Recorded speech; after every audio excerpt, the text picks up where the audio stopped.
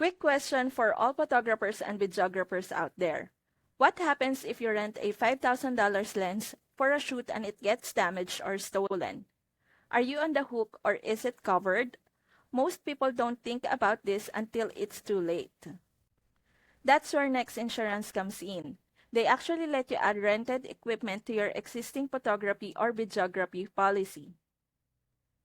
So if you're renting cameras, lenses, lighting kits, whatever you need for a gig, you can protect it just like it was your own gear.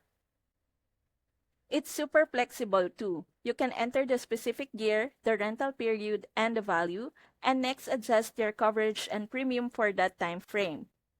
That means you're covered only when you need it, and you don't have to stress about paying for damages or replacement out of pocket. Honestly, it's one of those little features that can save your business a huge headache, and it makes venues and clients feel more confident hiring you because they know you're fully covered. If you're renting gear for upcoming shoots, don't risk it. I'll drop the link in the description so you can check out Next Insurance and get your coverage set up today.